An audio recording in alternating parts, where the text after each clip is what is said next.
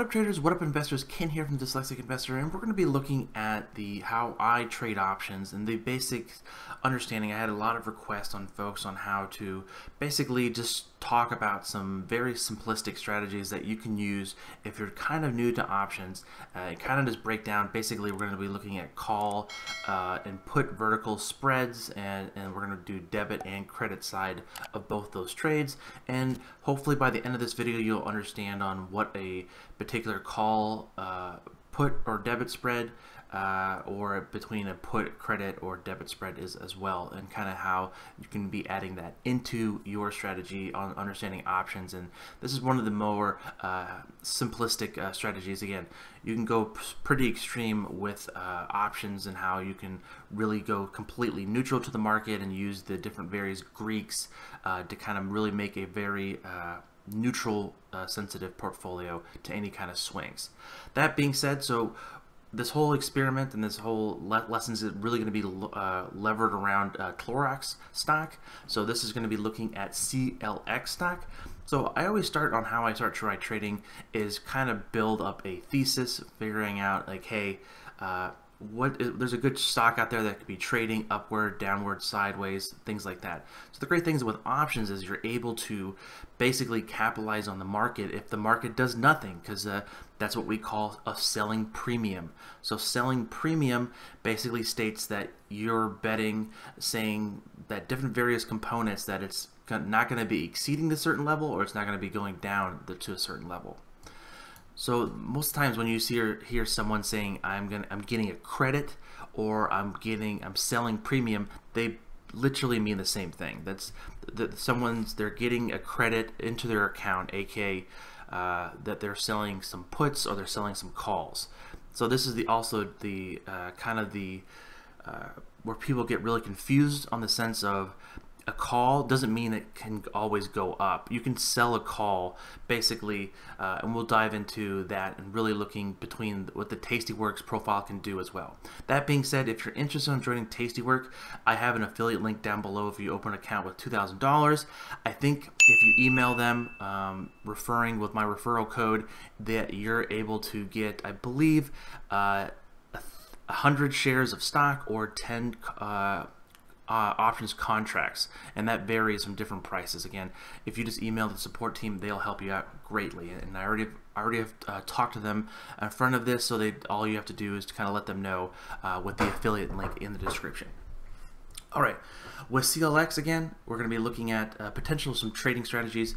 As you can see that we already had earnings in this. It made a bounce off the 21, which is again what we really use for our overall momentum and just kind of trading parameters here on the Dyslexic Investor here. Really just bouncing off here hard on the 21. So, and then you see that we have a Fibonacci retracement basically here from the 127 to the 1618. So a lot of people can really dive into on basically building a strategy from this. So we can sell some calls up here, we can sell some puts down here, we can buy some puts, we can buy calls, and so let's go ahead and jump over on how that looks like via the Tastyworks environment. So that being said, this is basically the main hub here. This is again just basically my experiment account, and you can see here that we have some particular calls here. So if you click on the position to kind of examine it, you see that we have one September 18th 250 call, and then we sold the same expiration. That's the number of days away, so that's the 43 days away at the 260 call. So it's basically a $10 wide spread. So again, since the call is on we bought the call in the higher or the lower strike price, that means it's going to be a debit spread. So that's a defined risk trade, meaning that we paid X amount. We paid a cost of $200 for this particular debit, and then we can go through these other various features here. It's a little bit more complex when we start getting into this. With the more important thing for this one is going to be theta and then the pop. So theta basically means that's the time decay. So anything options, especially, we can look at this particular here. Just go here. Go here, and we can Analyze. So basically, with this particular option, since we bought a call and we sold the other call underneath it, so we can kind of look at this, what we're really looking for this to happen. So we're kind of capping on what our potential profits is. So basically, the mark is right here. That's a little green little arrow where the current stock price is. Currently, we're in pre-market, so the bid and ask are quite wide. But the overall thesis of this trade is that in the next coming weeks, that we're going to be continually grind higher, potentially to get above that 250 price target here, potentially to 252, to get that profitable, the higher profit from out of this. So this is a very much defined risk trade that's going to be very on the bullish side. We really need the stock to move higher to really have this trade come out and actually make us some money.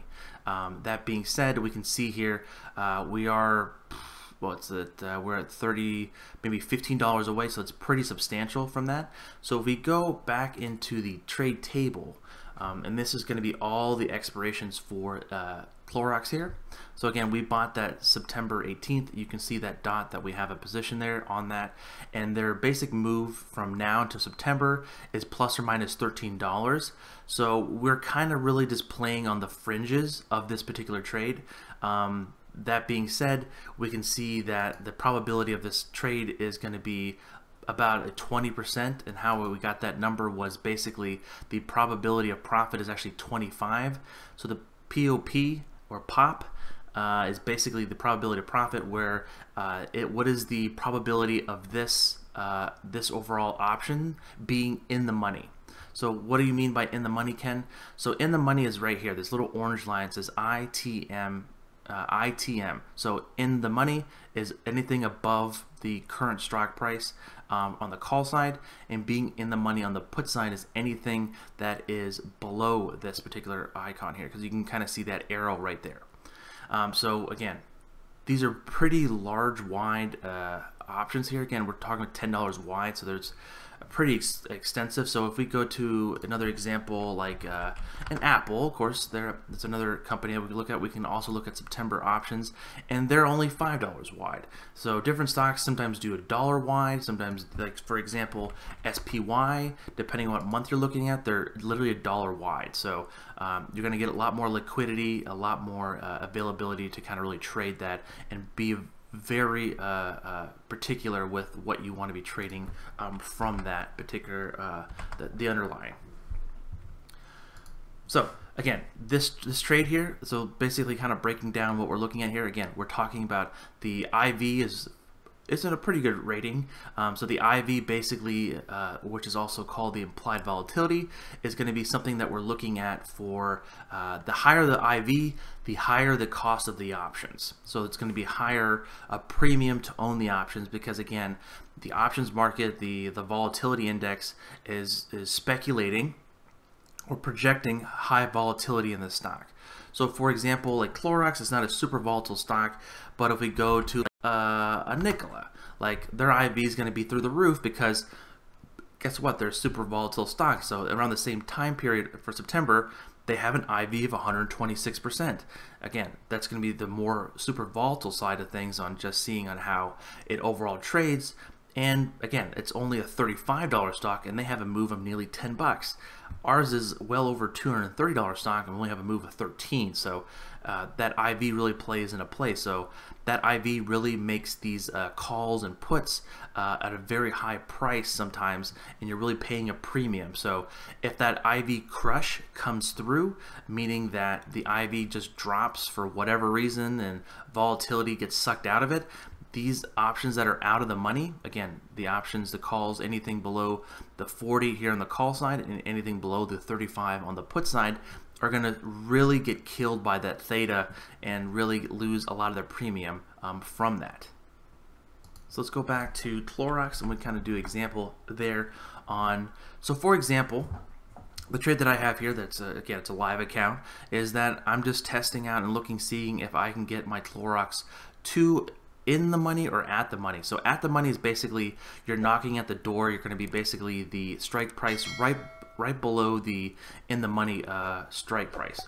That being said, that can also be on the put side. So if I was going to be a little bit more bearish on this call, I can do a put debit spread. Again, that's another defined risk trade where basically I can just I can purchase this let's say the 220.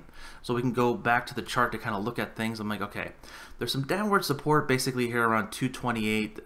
If I think it's going to come back to the 21 in the next basically a month or so, it's possible. We can see how that plays out. But again, I already kind of gave you my card. I think that Clorox will go higher. But if you're going to be in the market, you can take whatever side. That being said, you can look for a potential more of a bearish play, and you don't want to. You think it's going to fail up here. It's hit its top, and the overall virus is over, and Clorox is no longer needed. It's just been a FOMO trade. Whatever the thesis or what kind of thought process you want to put into the trade, that's totally fine. If you're just going to do fundamentals, if you want to do technicals, that's whatever. And if you're saying you're looking for the price to drop and you want to initiate a complete put debit spread. So let's go back over here. So we can, let's say, the same monthly expiration. We can buy the 220. So again, this is the bid and ask. So again, it's kind of wide right now because the market's not open. And then, so since this particular contract will cost me $2.4 or $240, and it really breaks it down here on this nice little bar. So the probability of profit, again, that is the probability of this particular put being in the money by expiration, is 19%. The overall loss, which is, again, it's a defined risk, is if I just let it run, it's basically I can lose 240 bucks. The P50 ratio is another metric that they use, that Tastyworks uses for basically the volatility, and I believe, and the overall understanding of it being moving up into the money or not. Delta is going to be negative 19.17. Basically, that kind of ties back into the probability of profit. So you're buying a pretty far out delta. Again, this is an out of the money put here, so it's going to be cheaper, of course, because it's not in the money. The premium's higher. The premiums you can see, because again, the prices go up the further you go in the money, because again, the probability of profit goes up substantially. So for example, if I wanted to buy the put for, like, let's say the 270, you see my probability of profit go up. You of course see that my overall cost of that option skyrockets to $3,420, but my max profit also rises, and then you see that the BPEFF is basically the buying my buying power that's affected. So if I bought this straight put right here for Clorox, I would have to pay $3,420 for that particular put. And of course, it's a high in delta. It's about a 90 delta here, so that is really high in the money, and so that's basically going to be moving next to exactly how the stock is moving. So if you're buying a particular stock all the way out here, it's got a 19 delta. The stock has to move quite drastically because it's only a 19% correlation with the overall stock price. If the stock moves drastically, this is going to come flying up. Because it's going to just run up, and basically if it jumps to the next tier, it jumps to 34, and then 54, 72, and then you can kind of see those numbers really ramp up here on the delta side. So let's say I don't want to pay $240 for this basically defined risk trade here. So what I can do, I can sell the bid or the call strike price at the 210. So now it kind of cuts my overall cost of ownership of the stock in half, gives me a little bit higher probability. Still not my favorite kind of trades, again, what we like to do here at Dyslexic Investor, but you can see that my buying power was cut nearly in half. But it also did cut in half my profit. So we're looking here at max profit is $21,000. That's if literally Clorox closes its door and goes to zero. That's, again, extremely unlikely, but anything can happen. Just remember that. But again, we're paying $240 for that chance of happening. That being said, we can look. So once I add that selling of that put there, that is, again, it has to be at the lower strike price, basically creating a defined risk. And we can kind of look here on the graph here, and I got to get that other one out of the way so we can kind of better see how that plays out. So there we go. So basically, what we're looking at, just to kind of give it a visual representation, is that here's the current stock here, the little green flag, and what we're saying is we need in the next 44 days is basically the stock to continue going lower, coming back to that 21 EMA, which we're, again, potentially could happen. And by any of that time between now and the 45 days, we're looking for this price to kind of get into the zone, the green zone here, where we'll be making some profit. You can see here that my max profit is only $865 because we did sell the other put on the other side of it. So again, if we take that off, it goes to 21. If we put that on, we defined it because that has the limit of this trade is, again, it's very defined, and you can see that again via the curve here. The max profit on this is 865. So if the stock near expiration closes at below 210, you're going to be literally making max profit from this trade. Even before that, you could be making some money going into that. Not many folks literally hold their options completely into expiration. They just got to give themselves some time to see the particular trade work out. So that being said, that's basically so this is a call debit spread here, and this is a put debit spread here. So let's say if I wanted to do something else on this thing. Let's talk about, let's continue with the bear notion, and we wanted to say, hey Ken, we're looking at maybe doing a shorter term. So in August, you see a move of $8.60, and you can kind of see that also highlighted the $8.60 move with this orange bar here that really highlights the particular the options expiration movement gauge here, or basically kind of could show where the movement of that option could happen within this time frame. And then you see the dotted lines here. This is the standard deviation of 1, and this is standard deviation of 2. As you know, most of the times options stay within 1 to 2 standard deviations.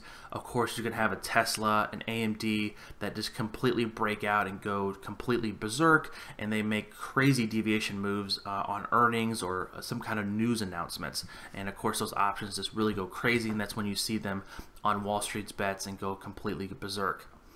All right, so let's say if I was going to be in the short term, so again, I'm going to give myself 15 days, and 15-day marker, anything below like 21 to 15 days, the theta is super powerful. So let's say if I wanted to be, again, on the bearish term,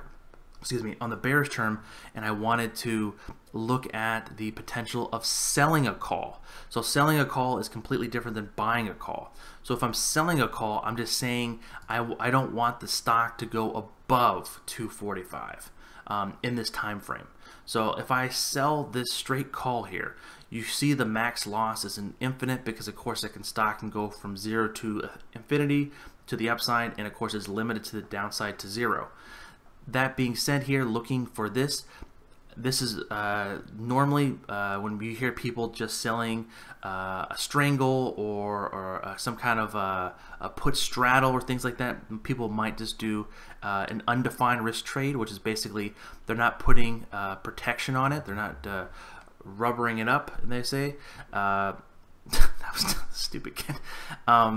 Looking at this, so basically I would like to define this. So to kind of keep the trade overall in check, we want to basically, let's just buy the call right below it here. So now you can see here it starts breaking down. So this is where the options, I believe, is really super powerful. So we can see here the probability of profit is nearly 80%. Okay, so that's the probability of profit of this making money and not being that's going to be out of the money is 80%. So again, since you're selling it, it's the complete inverse of what we're looking at. So if I would have bought straight out, there's an 18% chance of this being in the money. So now if I sell it, this is the complex part sometimes where people get confused. They're saying I take the flip side, so it's 82% of this not making in the money. because again, I'm selling it. I'm doing the opposite. So I'm saying if I go back to the chart, I'm saying Clorox will not get above this particular price target of the 1618 in the next 15 days, which again, it can happen. No crystal ball. You can play the odds, and that's what makes markets. Looking here at the 245 again, we want to cap that to, and then you would buy this right here. So again, this is also a defined risk trade.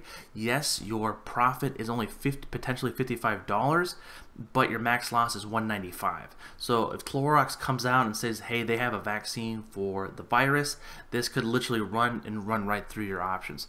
Is that likely? Is Clorox already had the earnings announcement? So a lot of the expectations have already been met, so usually after earnings it can kind of just linger around a little bit. You'll learn this once you start studying charts and how options prices work. So then again, defined risk trade of selling the call and then buying the call right below it. So again, we're buying like a 250 wide spread here.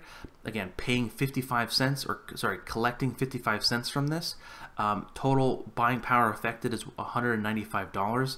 And people are like, why would I risk nearly 200 bucks to make 55 bucks? That's where I think a lot of people start scratching their head. The thing around about this is this consistency. You want to consistently make money because you want that high probability. So if you have an account of $1,000, $2,000, $5,000 account, and you put multiple of these puts, selling calls, selling puts, iron condors that we can talk about in a later video, really just making these defined risk trades, because most of the times options stay within the one standard deviation. So if you're just selling the wings, which is the outward bound angles of the potential move or the standard deviations, you can see here how that plays out. So let's say if I wanted a higher probability of profit, I would just need to have to move these get down. So now you see that probability of profit of me collecting that money is 84, but with a higher probability of making money, I lose some of that risk. So again, anything in the market, so basically what it comes down to is if you risk more, you're most likely to make more. If you risk less, you have a more higher probability of profit. So that's basically the consistency formula you work out. So if you have a nice little mix of both of them, you can make a very nice trading portfolio without a doubt. So again, 84% here of a probability of profit. We are basically out of the expected move because again, that orange line is completely out. Again, risking $208. Since the spread is $250 wide, or 2.5 points, the max allocation is $250. So you can see if you add 42 plus 208 is 250, and that's the same way across here. So if I was a little bit more aggressive and I said, oh, there's no way Clorox is getting above where it's currently looking at, you see that the probability of profit is 60%. My max profit is 115, and my max loss is 135 here. But again, by now into 15 days from now, you're just saying that Clorox will just basically just stall here, just do nothing. So the reason why I love selling premium is basically a stock can do three things, right? A stock can go up, down, or do nothing. So when you're selling premium, you're basically two out of those three categories. You're basically saying the stock's not going to go higher, that's one, and it could just potentially stall out. So you're basically at the 66.6 percentile, statistically speaking, out of what could happen. If you're buying the call straight out, let's say if we just go back to that formula, if we're just buying the 240, you're one out of the three, and you're just betting on this stock has to move for me to make money, and it just really limits your overall consistency of trading. Because I think a lot of folks want to become traders and investors. So the point of trading and investing is to be able to come back the next day and do this for weeks and months, not on end, and not literally fall into the silly statistic of, hey, 90% of traders and investors fail in the first 12 to 18 months, sometimes even sooner. You don't want to become part of that statistic, so to be mindful of adding some of these strategies in here. I know it's not the more glamorous, hey, I just put in $200 in this options contract and it went to $5,000 and I can post it on Wall Street Bets. That's just a super unrealistic goals at times. Home runs do happen, but there's very few far between. So be super mindful of that. So on the flip side, so let's say if I wanted to be a little bit more, since you saw that we were, the options contract in September, we were, again, bullish. We're playing on a move into in the money here, particularly seeing Clorox hit 250, which in the next 43 days. Let's say if I wanted to be a little bit more conservative and sell a put. So selling a put is just like selling a call, that we're looking at potentially falling again into two of those three categories of if you're selling a put, you basically want it to stay above that level. So if we sell, like, let's say the 227.50 here, and we bought this the options at the 225 put, again, nice defined risk trade. The probability of making money is 76%. The delta is pretty great. The theta, which we talked about as well, that theta decay is actually positive, because guess what? You're going to be getting paid basically, again, this is all tied to very complex Black-Shaw's theories, numbers of how options prices go. You're basically going to get paid from now into expiration $1.60, $1.65 a day to holding this particular position. So again, going back to the consistency of having and making profit. Yes, the potentially a profit is only $48 and the max loss is $202, but you're paying to have that protection. You're really excuse me, looking for that the high probability of profit. You're really paying for that options contract for that probability of profit, and with that you really have to put up a little bit more capital. Again, total of put up a little bit more capital. Again, total of buying power affected is 202. Again, max profit is 48. So let's say if I wanted to put this trade on, you would want to potentially, it's very difficult to get max profit with, you really have to hold it into expirations. So since it's 15 days out, you're probably looking to kind of capture up to potentially $38 out of the 48, because I'd like to see this come down to maybe basically coming down to 5 to 10 cents, and then you would buy the options contract back, giving you that buying of power back, and of course completely finishing the contract and collecting that credit fully. So that being said, that's basically what we can be looking at here. Again, that is something, this somewhat of the more basics understanding of options calls, buying and selling. I hope this was educational. If you're interested on joining this Dyslexic Investor Club, please hit the join button next to the subscribe button, and we're going to be doing some more in-depth live streams on this kind of various stuff, talking about more portfolio style of trading, and just have some more fun on more interactive content. Again, guys, thank you so much for watching. If you're interested on joining the Discord, please hit the description down below. It's in the link there. And then also, please, if you're interested in opening a Tastyworks account, we have an affiliate link down below as well. Again, guys, thank you so much for watching. This is Ken from the Dyslexic Investor, and I'll catch you guys on the flip side.